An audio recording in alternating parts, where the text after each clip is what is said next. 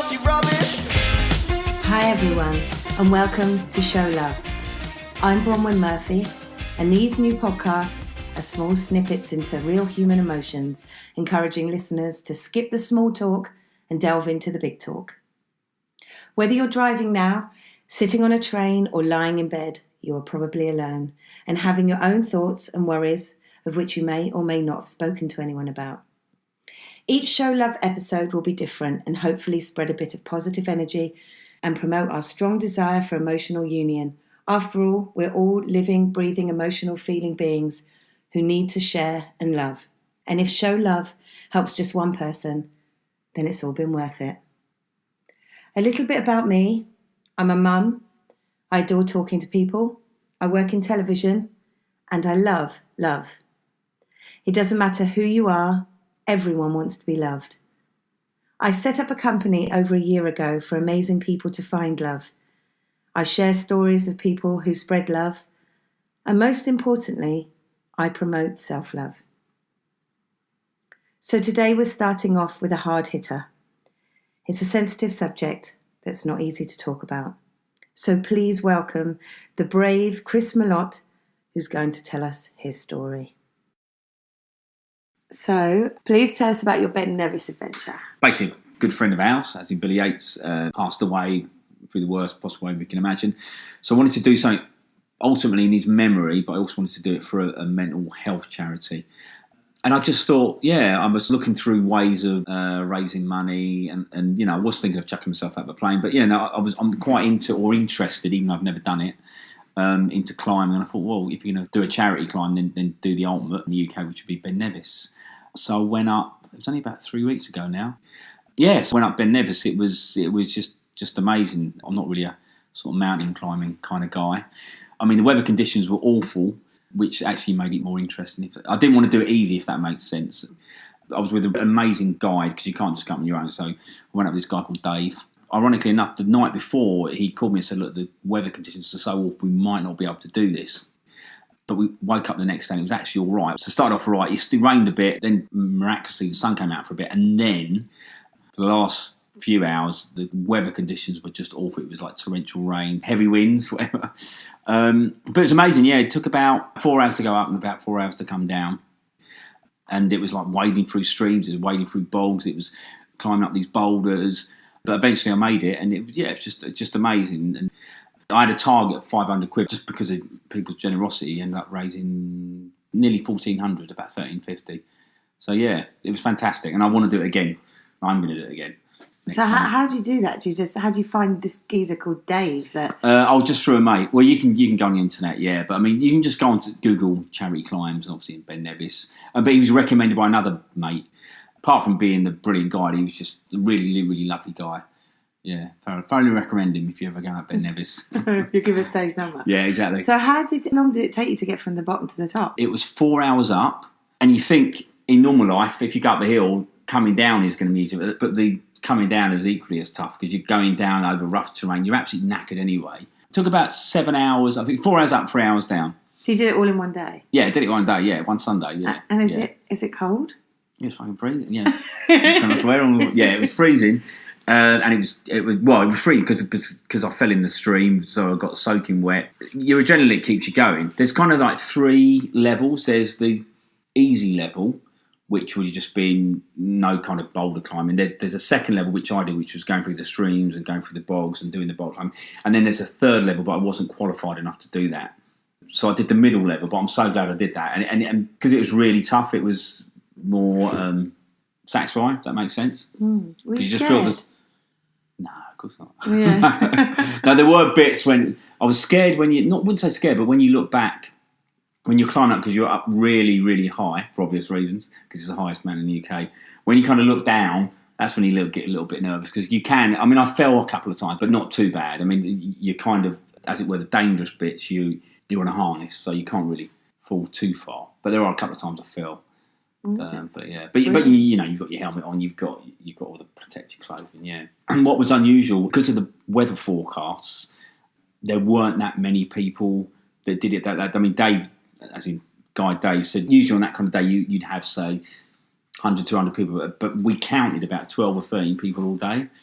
So usually when you get to the top, you have, I don't know, say 50 people, but because the weather conditions were so bad, there was at that point it was only me and Dave. So at one point I was the highest person geographically. Is that right? In the UK, yeah, because there's a little plinth thing you go up on, yeah. Right, yeah. And you can see for miles, can you? Well, usually you can, because it was a bit misty and foggy and chucking it down with rain, wasn't it? But yeah, generally you can see, yeah, and the views are fantastic. Yeah. Yeah. And then what did you raise the money for? I was kind of looking at various charities, and there are a lot, again, in memory of Billy, so it's linked to memory depression. It's the biggest killer of men in their 40s, 30s, 40s. Eventually found a charity called Calm, Campaign Against Living Miserably. So I had a look for their website, spoke to a couple of people there and decided that's the one I wanted to go for. It's a charity specifically set up to speak to depressed men. You know, I mean, obviously you've got Samaritans, but that's as it were for everyone. So I looked at their website and spoke to them, and yeah, I wanted to donate to them particularly. And my target was £500, and I never thought I'd make that, but everybody was just so amazingly generous that, as I say, I ended up about £1,300. And you told me with the 1,300 that does something specific in a day. Yeah, I mean that literally mans their call centre for a day, or it's £1,200 actually does. And I was again speaking to the person there, and she was saying they would normally take about 200 calls a night. So I'm not saying I've saved 200 lives, but if it's helped, as it were, 200 people, yeah. Yeah, I mean you've helped 200 people. Well, hopefully, yeah. Which is amazing. Yeah, varying, levels. And it would seem that there are quite a lot of people that need this help. Yeah, males, obviously, yeah. Tell us about your friend. Billy, Billy, as you know, was just the most wonderful, amazing. I mean, I would call Billy unique. I mean, he was. Everybody who'd met Billy would say exactly the same.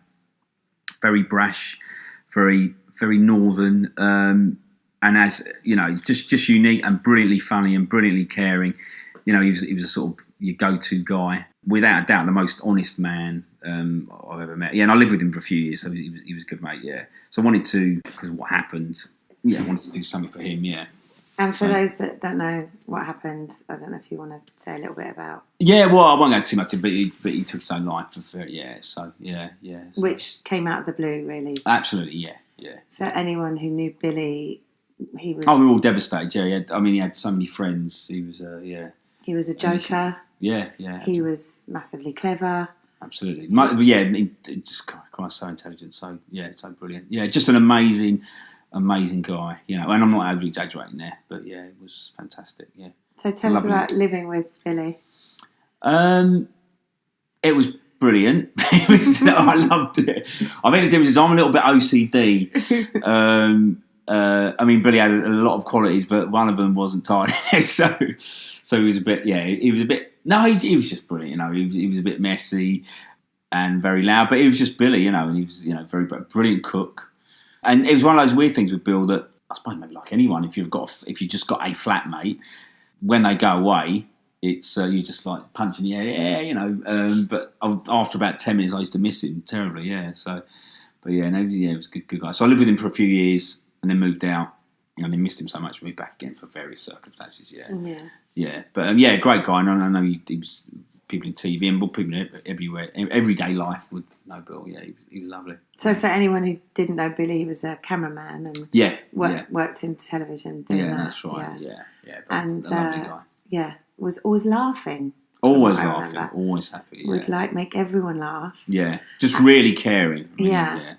And would get you into conversations where you'd be like, "Wow, you are so clever." Oh, absolutely. Christ, on a different level to me. Yeah, absolutely. He did kind of go to places he thought a lot, right? Very deep, yeah. But I used to find that fascinating. I used to love talking to him. Yeah.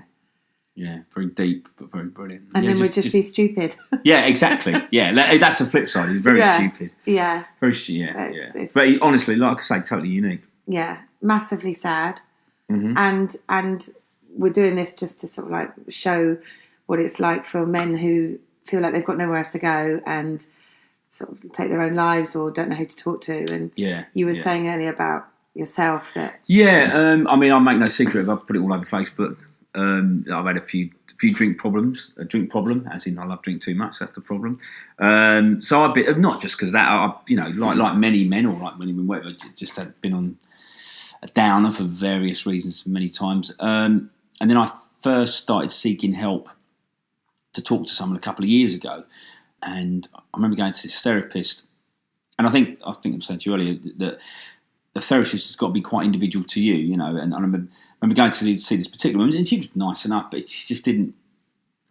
I don't know. It didn't help that much. Didn't resonate.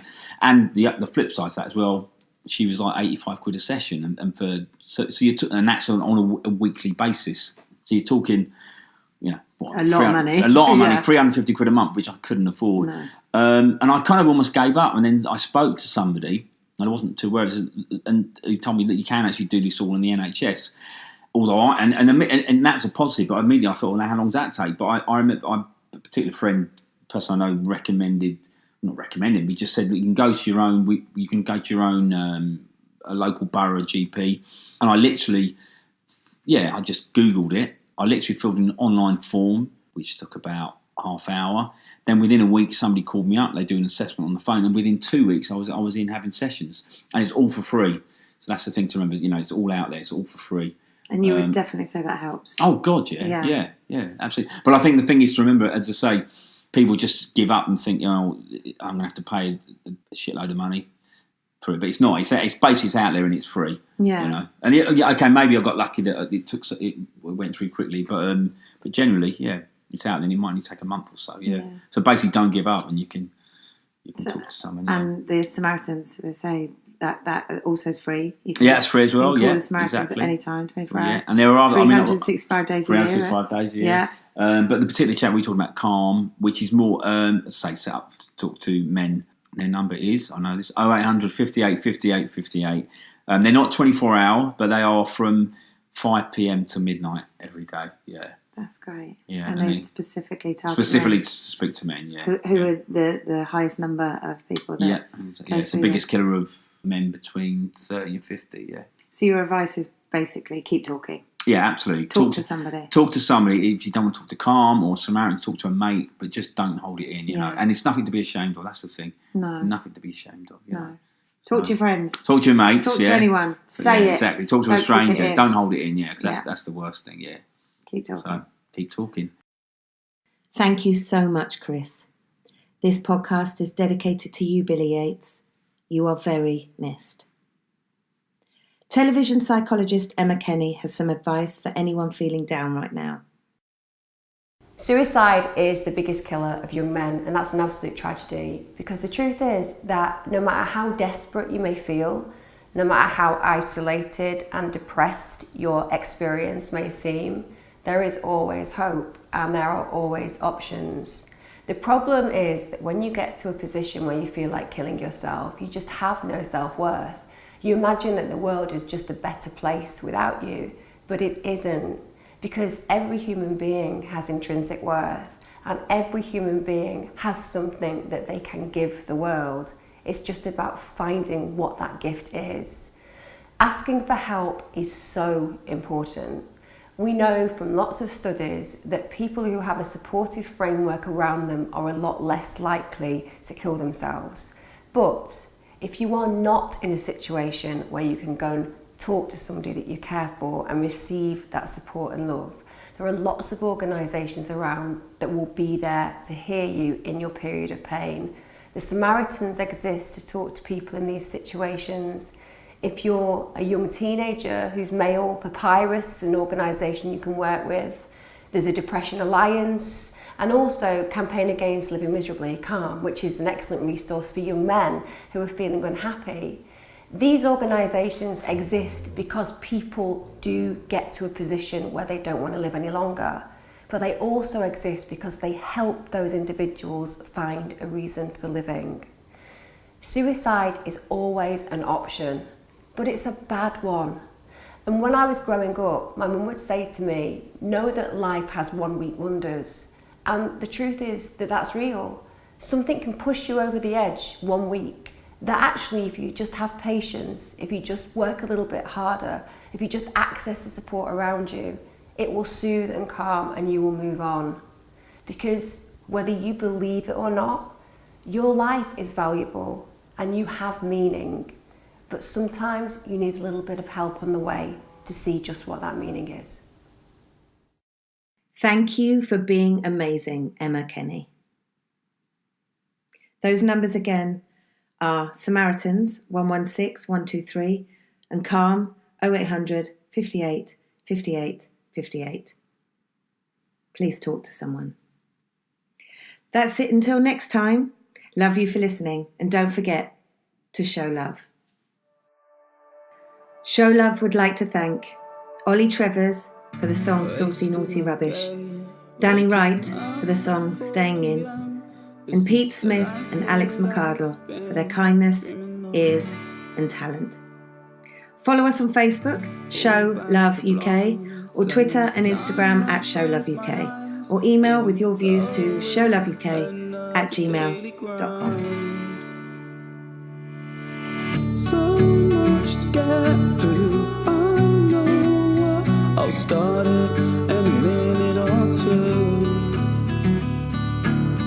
Lay back in bed, reminisce instead. Let's plan it all in my head. Procrastination, self-stimulation, instant gratification. I'm self-medicating, therapists recommending more meditating, wasted education. I need more admiration, and I don't wanna bother with today. I pretty much missed it anyway. Might as well stay. I don't wanna bother with today. I pretty much missed it anyway. Might as well stay.